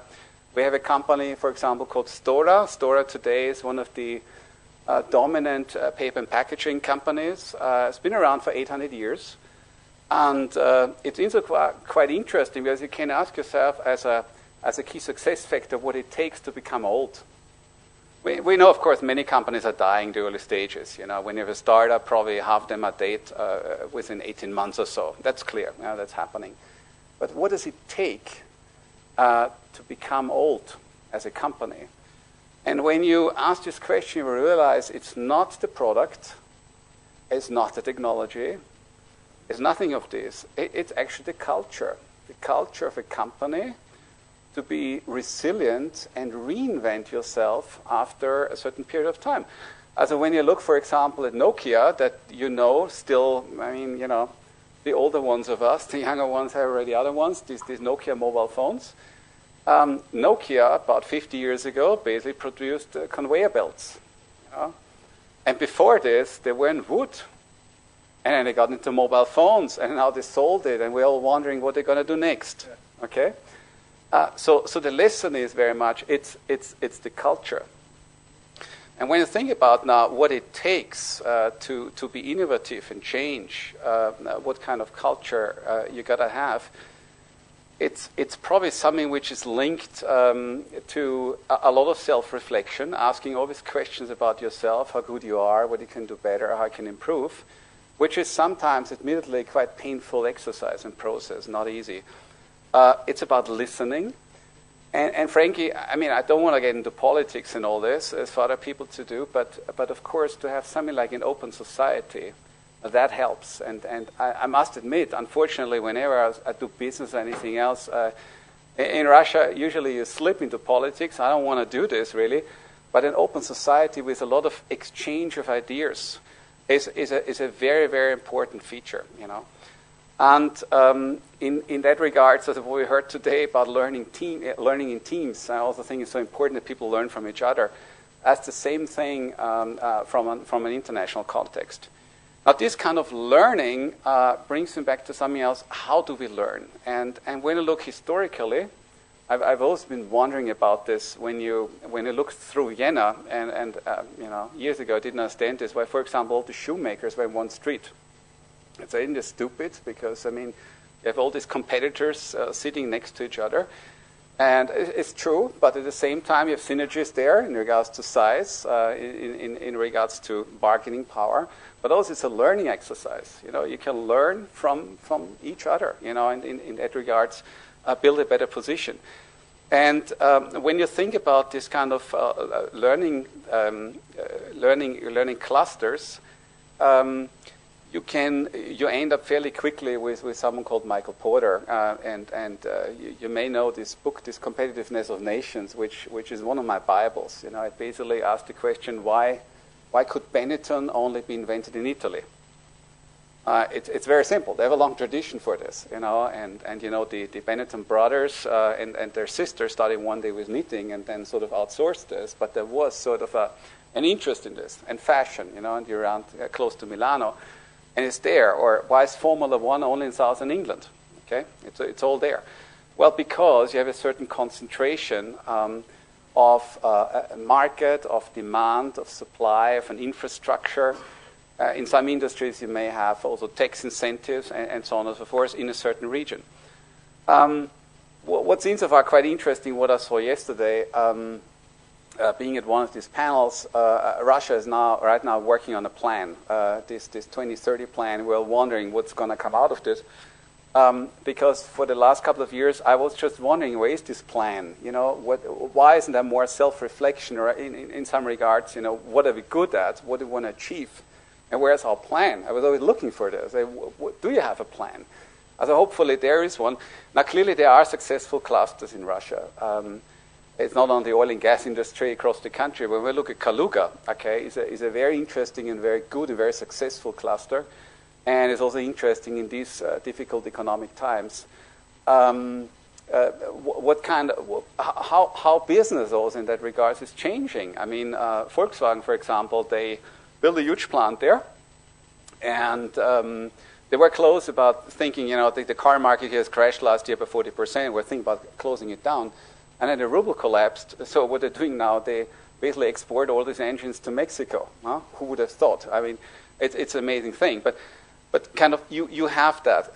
This cluster building is sort of very important. And I think in that regards, it's also interesting to see what happens in regards to this learning process in other parts of the world. Most recently, I was approached by some Chinese at a conference, and I was wondering what they're doing.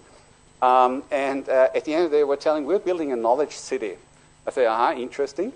And they say, yeah, it's about 150 square kilometers. I said, okay, this is about a third of the size of Vienna. And I said, what are you doing there? And yeah, they were saying, we're putting some companies together and research institutes and universities and all that. So again, this kind of cluster building is very important. We saw this in Russia as well. I mean, very same with Skolkovo, okay? Now, clearly speaking with Ruben also last night, it's not for me to judge, but I'd say we had enormous, kind of ambitions, I believe, at the beginning. And really, I hope we can rejuvenate this sort of again. We have it as well in the corporate academies, which is basically a platform for learning, whereby I think in regards to Russia, we've discussed this extensively today, it's much more on bringing people up on speed. And here, I mean, really tools, very, very simple. I'm frankly honest, I have to be blunt here. The knowledge of languages here in Russia is not good, okay? Particularly regarding English, is not good. It starts very simple things. We don't need to speak rocket science here. It's about languages. It's sometimes about basic accounting, sort of in my industry, very important, okay? It's basic analytics. But I think the schools in that regards are sort of very, very important. Let me go over to business schools in some ways. It's not. We're looking a lot to the US, right? And clearly they are still the forefronts when I look at brands, their grading publications. I must say, for me, and I recently talked to the dean of my business school. I'm Dean Lausanne, Dominique Turpin. And his view is business schools becoming more and more academic. And frankly honest, for me, many of these papers, I can't read this anymore. I have no idea. I need something like a Harvard Business Review, which keeps this in reasonably simple words that I understand it. Okay, it's a stupid, simple mind. But it's sort of, not that they've all got it right, but in some ways they got it right. But at the same time, let's face it, many of the major innovators in the US either dropped out from business school, like Bill Gates. I mean, he said, look, I can do better. Steve Jobs wasn't there. We have Zuckerberg, I think, Mark wasn't there. We have in Austria a guy called Mr. Mateschitz who owns Red Bull. Okay, Red Bull you may know. He was never at business school, of course not. Or Richard Branson, who is this virgin, this entrepreneur, never was at business school. So it's not necessarily a president. But having said this, in regards to Russia, and just think about this, and bringing this a little bit together from this request for innovation, learning society, and what's important. And Sergei and I had quite a number of conversations about this. I think, and I seriously think, in regards to Russia and business schools, we have to think about it, about how to position them, that they are really such institutions where people are desperate to get in. Okay, where I want to be, where I want to get in. I mean, frankly honest, at Harvard, I don't know how many applications they have these days for one single chair. 25, 30? I don't know, something like this. It's not about headcount. This is about making yourself so great, so prestigious, so wonderful in some ways, so beneficial, that there's a lot of demand out there. What do we need for this? Well, I think the one question is, do we have the right teachers? I'm very honest. We got to ask it. I'm not saying yes or no, but I think we got to ask this. We should also ask whether we have the right participants. Frankly honest, I have classes, and I'm speaking about postgraduate education here, where people hardly speak English. It's unacceptable. Okay. I had classes where I was supposed to teach strategic corporate finance, and I skipped it. I say, I make first of all a basic session in accounting. Okay, that shows us where we are, right? And this is not necessarily, don't get me wrong, this institution, we find this at other institutions as well. I teach at RESH, I give sessions at high school economics, I sometimes do some gigs at Skolkovo. I think we therefore got to ask ourselves also incentive schemes for both, for teachers, but as well for students and participants. I think discussing also, it came up briefly in one of the questions as well regarding careers and all this. I think we've got to give participants of these programs is this enormous flexibility. We've got to face the fact that today all these careers, this is over. In my days, in maybe my parents' generations, they had a career. I started a company, we're going there for 20, 30, 40 years. This is gone, You got to change your job every 2, 3, 4 years now. So you've got to be very, very flexible. And the question is, what skill set can you give these people? I think ethics... Мне кажется, что очень важный момент – это момент этики. Некоторые там смеются. Вот я, может быть, единственный, кто учит, корпоративному управлению, и понимаете, а этика – это самая главная тема корпоративного управления. То есть и взаимодействие корпораций, промышленности, отрасли промышленности и самих школ. То есть, понимаете, сегодня это просто не работает. Может быть, есть некоторые корпоративные университеты, которые, понимаете, показывают, что у нас очень-очень слабая связь между традиционными университетами и корпоративными университетами. У нас, понимаете, в Германии фактически не существует корпоративного университета. Там ни в Даймлере, ни в Сименсе нет корпоративного университета. А здесь есть. Для меня это очень интересный феномен. Почему он здесь возник? Скажем, выпускники. Выпускники, вообще этот ресурс, он вообще никак не используется. Хотя мне кажется, что надо к ним обращаться почаще. Надо, чтобы они играли более высокую роль. То есть мы видим, вот Валерий Калькало сказал раньше, что или Герман Греф, он же должен приходить, хотя бы 4-5 сессий провести. Понимаете, в конце концов, понимаете, то есть он должен, он популярен как рок-звезда, пусть он хотя бы придет и скажет, что он считает очень важно, что нужно будет через 3-5 лет. И вот что касается инновационного аспекта бизнес-школ, как я уже сказала, когда я сюда приехал, то и я думал об этом последние пару месяцев. То есть все-таки что я все-таки внес в эту страну? Не знаю, насколько это имеет смысл. Но у меня буквально парочку, может, мыслей у меня каких-то породилось, которые стоит запомнить, а остальное даже можно выбросить из головы. То, о чем я говорю. Это Кристиан. Спасибо огромное вам.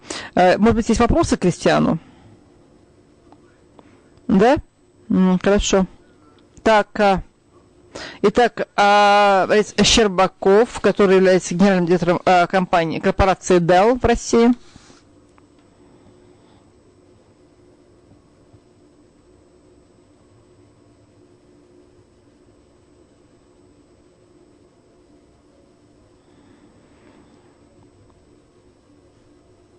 And address the audience in Russian rather than a foreign English language. Which is equally good, but some people still tend to believe that it's hard to manage, and this is true. Many people are struggling to learn it, and this is the legacy of the system, that educational system that we used to have. And we're very, very new in this new era, which is only 25 years now. we live in a completely new era, when English starts getting more and more, becoming more and more necessary for integration in the outer world. Before that, it was not the case, as you would expect. So let me switch to native language. Now, thank you very much. Итак, мне кажется, что I started with that. I believe that we live in a different era, and whatever we are talking about today has to face one fact, that we have to compensate for the colossal delay we've had in the past. We are lagging behind the modern technologies, modern knowledge,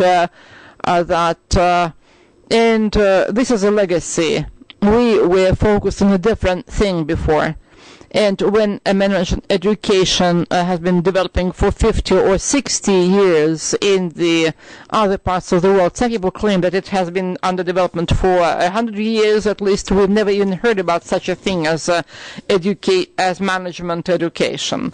Now we need to compensate for that gap in knowledge, and of course there is nothing of a surprise there. I mean, the Russian market and the Russian environment takes a very little share in the global market, maybe from 1 to 1.5, maximum 2%. Whether we're selling tractors or computers in the Russian market or matchboxes, whatever you take, all that will take maximum. I mean, in the best of cases, it will take about 1 to 1.5% in the global market. And if we regard the business education as a commodity, which is actually a service, may take maybe even less than a 1.5%, maybe just 1% of the entire business education market. Again, we need only to compensate for the gap. By the way, I'm from the company who is also a business education dropout. Michael Bell did not get a degree from a university, so this is, and still, he, being a dropout of a higher education, he became an author of the transnational company, and he got it privatized, reprivatized, etc. He made there was quite a tricky jump there. So when we're talking about the business education, let's just not even draw a line between corporate universities or business schools. If there is a need, then about 10,000 flowers may flourish, as Mao Zedong used to say. We are talking about just two here, business school and corporate university, but we should not really try to juxtaposition them, because I am part of the biggest American corporation for more than 20 years now, and they have Oracle University. And I can confess that we have Oracle University. It's called this way, Oracle University, but it doesn't mean that it has any campus. Of course, it doesn't have any campus. It just has a lot of facilities, a lot of trainers, a lot of coaches that do this job. Nothing more than that. И одновременно Oracle. At the same time, Oracle and Dell and Hewlett-Packard, where I also worked during the 1990s, used the external resources, whichever are available. Of course, executive MBA can be obtained only through the Stanford or some other well-renowned universities in order to improve the qualifications and expertise of the senior managers. As for the middle-level managers, they get trained through the corporate university. But of course, those two perform various functions. But if we're talking about the cross-fertilization of those two cultures, certainly it is more helpful to work through the open business schools, where many cultures are present, many different industries are present, where you may improve your culture quite significantly. But at the same time, one should always remember about the specificity of a particular corporation, because you have specific institution, whatever it is and how big it is. Есть, безусловно, certainly there are some concerns or challenges that the corporate industry may become too simplified in the understanding of the corporate culture, when this corporate needs or just swamp whatever else can be taught there. I can give an example from a Russian, example. Like there is such a bank as Ural-Sib, and that management developed its culture in a very specific way, esoteric practices.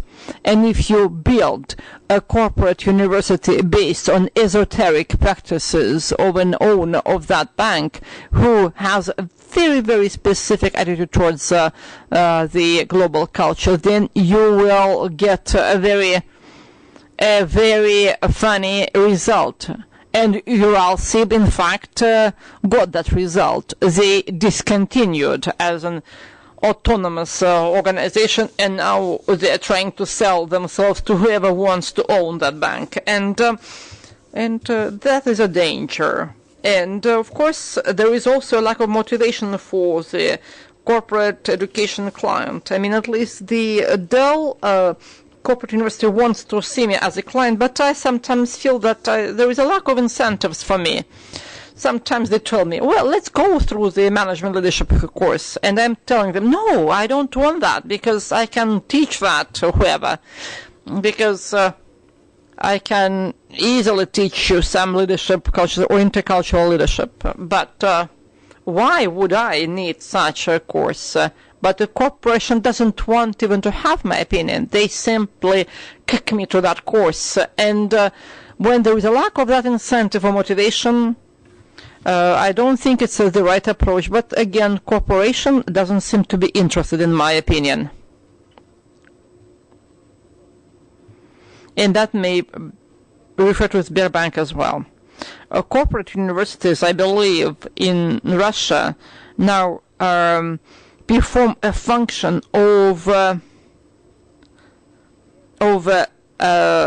many instruments are currently unavailable. Remember when in the early 90s many Western companies used to open their offices with their own so-called kitchen? Remember that Hewlett-Packard, when they opened their office in the 1990s, they have their own cooks even, I mean literally cooks, and their kitchens. But as soon as the businesses to grow, then the Sodexo company arrived, and now it's very hard to imagine that any Western company would go into the expense of having their own cooks here.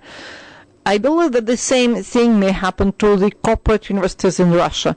Eventually they will be swallowed by somebody else. But now we are living through this inevitable stage of needing them, and I am against of using leaders as teachers. Why? Because when leaders arrive at a position, it is not always because they are so smart and so efficient, and very often they are not well educated to become real coaches during a training course. Very often they are just an outcome of the particular environment. You know, and it's especially true of the Russian environment, when the you know that many leaders or managers of the Russian companies are not the smartest people, but people who know which door to open. I mean, let's be open about it. and it's not the performance which is a driving factor in many cases for the career development, but rather you have to judge first and see what kind of leaders and managers deserve to become coaches or through the corporate universities. Corporate universities should remember about staying. I mean, there is such a thing as a hops and choice. Maybe English speakers remember this. And Hobbes, who was giving the horses for hire, and corporate universities should not become the victims of a system when it's either something or nothing. Браконьерство или меньше возможность украсть. They should not look when some clients. We should really be very careful about staying away from this hops and choice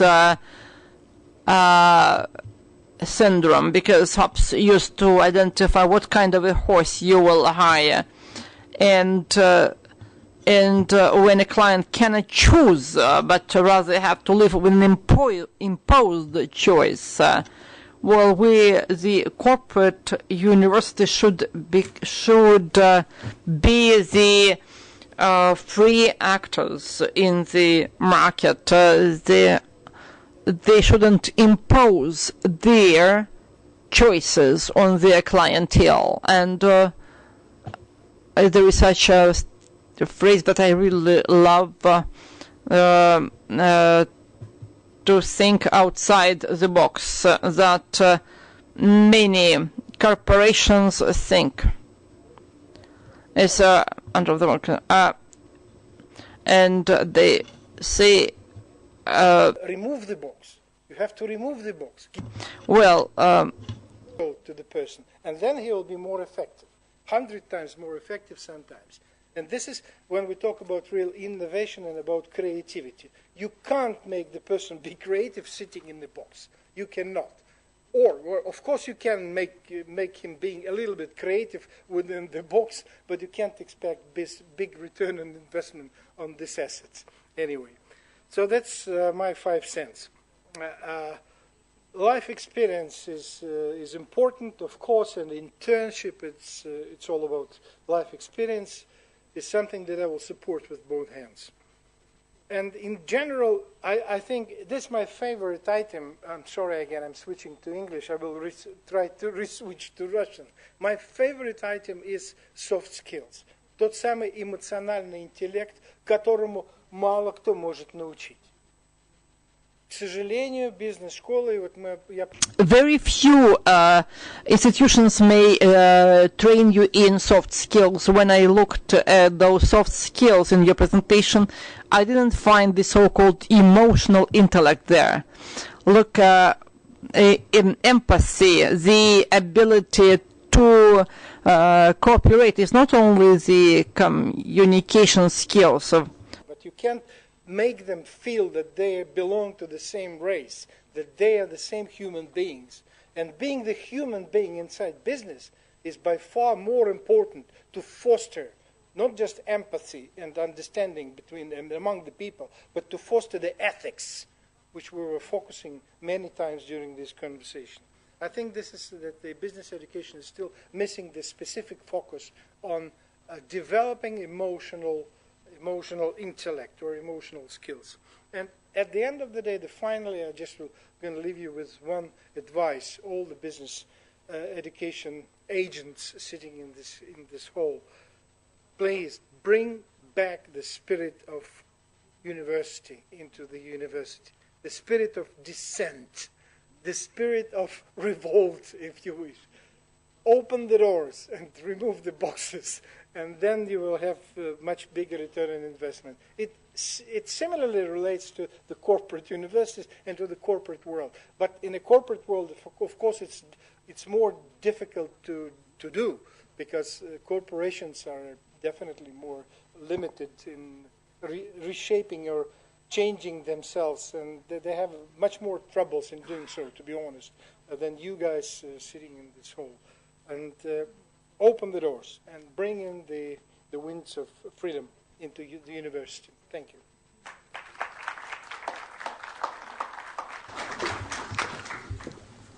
Well, thank you, Boris. Yes, I have to say that when I talk to the students at Cambridge, I tell them how hopeless they are, because all they're interested in is their careers and money and things. They're not real students. When I was there, the students had a riot and we burnt down a hotel. I mean, that's being a real student. So I agree completely. Any questions? Any questions? Since most of the people have left already, no questions. No? Well, there are a few left, but they're probably asleep, so don't worry. Well, thank you all very much. Yes, for a small remark. Yes, of course.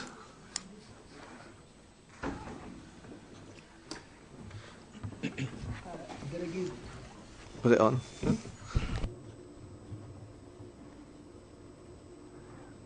Dear colleagues, and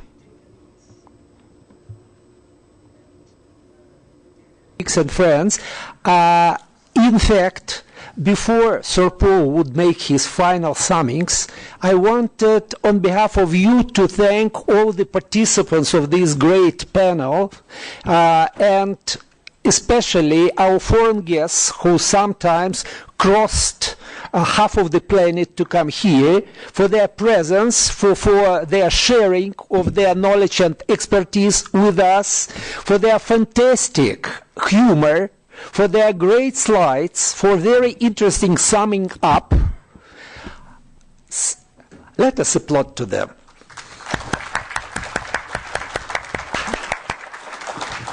Second, with your permission, I want to thank cordially the representatives of our business, who are in fact our clients and who are tuning our perception of what is happening in business environment and how business school should be developed in future.